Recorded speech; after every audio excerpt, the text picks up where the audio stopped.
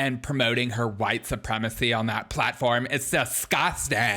Oh, yes. My favorite television show ever created in the history of mankind has a new co-host. The View finally replaces Meghan McCain with conservative co-host and another familiar face. The View announces up for grabs since 2021. Meghan McCain's seat is coming in hot. Alyssa Farah Griffin? Sick. So the show's only going to get crazier and it's only going to be more exciting than ever. And my first thought was, who gives a crap? Who cares? Is it going to be any more entertaining? Are they going to continue to be incredibly racist and say over-the-top, insane statements all the freaking time? Dear God, I hope so. But if you're asking yourself, who is this Alyssa person? Because who cares? She's associated with Trump. She worked with Trump, so therefore she's basically Hitler herself. But I want to hear MSNBC's take on it, because if they're freaking out about it, then it might actually make the show more interesting to watch. Let's listen. Okay, I have to say, watching the January 6th fallout happen in real time, I honestly sit back and shake my head in awe and frequently say out loud, y'all are a trip. It's not even simply the violence. Wow. Now, that is a take that should be paid in tens of thousands of dollars per year. This person should have a job the rest of her life doing this. Incredible commentary. Way better than anything I could ever come up with. But continue. Violent insurrectionists. It's the feigned pearl clutching by people who are more outraged by January 6th than we were at Trump's indifference to black and brown life, his outrageous policies that endangered us all. I mean, did you really think that the dude who said his outrageous policies that endangered us all? God, I love how people like her just say these over the top insane statements, and just people are like, yes. What was some of his policies that endangered us all?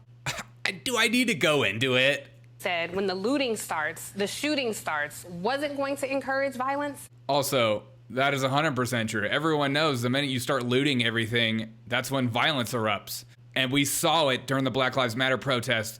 And riots. No one wants to talk about that anymore because it's not politically advantageous. Because we saw it.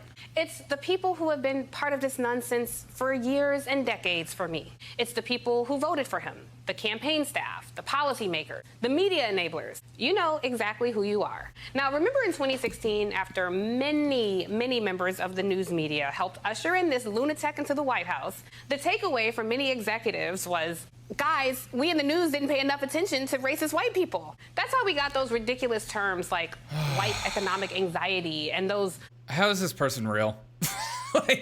She in The View, she should be on The View, because this is the most ridiculous take. But I just continue, because racist white people, yeah, I meet them all the time. I really don't. But maybe you do. Maybe it's a New York thing. Maybe it's an inner city thing. I don't know. I don't meet a lot, so I'll take that back. I've probably met one my entire life. Okay?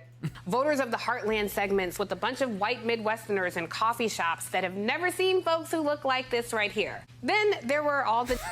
Oh my God. Yes, if you live in an all-white city, that automatically means it's racism, not just only crazy white people want to live there. Like, what the frick? God. Oh, I love logic. It's fun. The deep dives in the Trump country and print profiles of Trump supporters. Well, here's the update. They appear to be doing the same thing again. Variety reported this week that former Trump aide Alyssa Farah Griffin will be the latest to join ABC's The View. Now, ABC has not made a formal announcement, but let's please not forget that this tawdry turncoat Trump loyalist quickly morphed into an opportunist after voluntarily taking jobs with the Trump administration, signing on to work for his regime, knowing full well what Trump represented.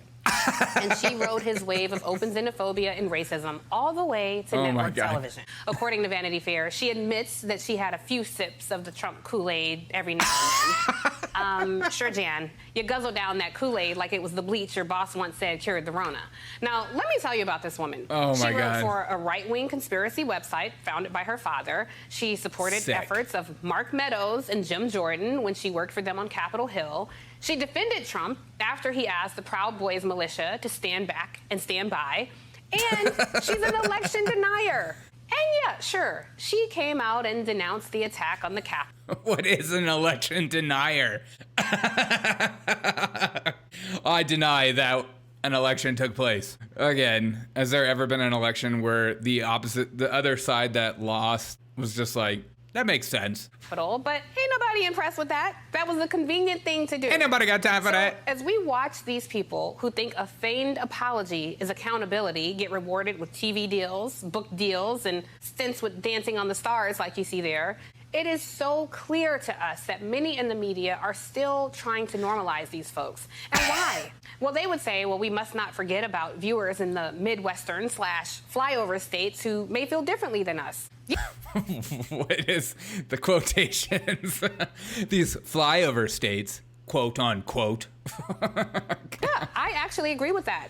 I'm all for it. Let's focus on viewers in Cleveland and Chicago and Detroit and St. Louis. Because as you see, younger, more diverse audiences have begun to rely on social media for their news and information. Sick. And we've seen how problematic that can be. Oh, there it is. Oh my God. Now there's the take I've been waiting for.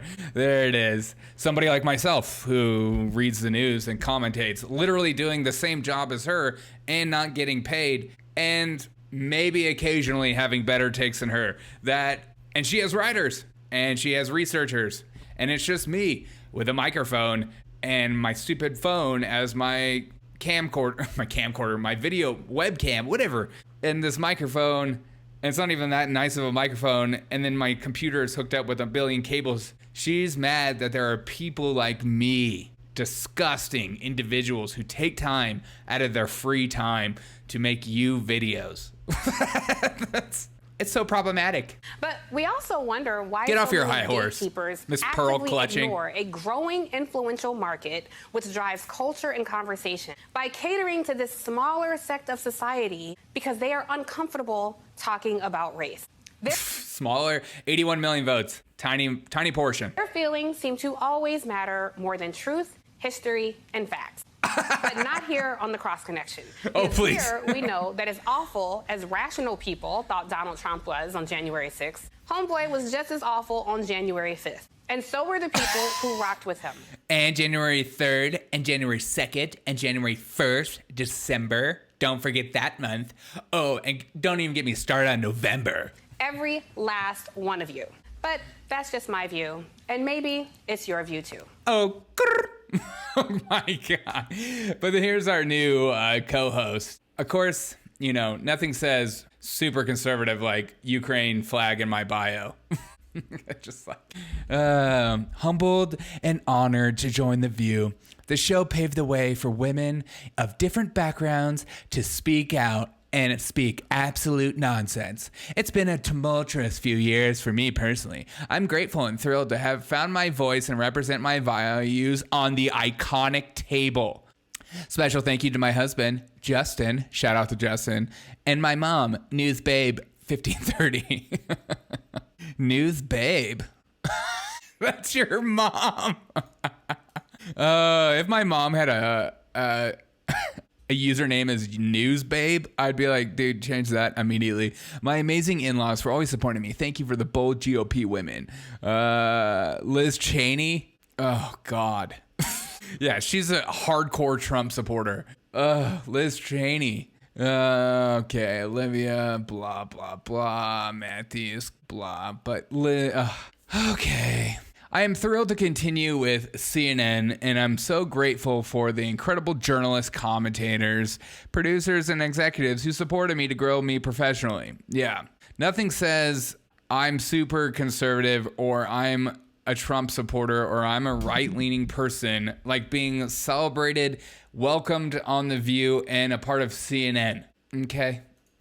Also, this is her mom, News Babe. Hello, I'm News Babe, also with the Ukraine flag, praise God. Will you join me in welcoming Alyssa Farah Griffin to be a co-host of The View and promoting her white supremacy on that platform? It's disgusting. Seriously, it needs to be stopped at all costs. I hope you guys have a great day. Enjoy this segment on The View.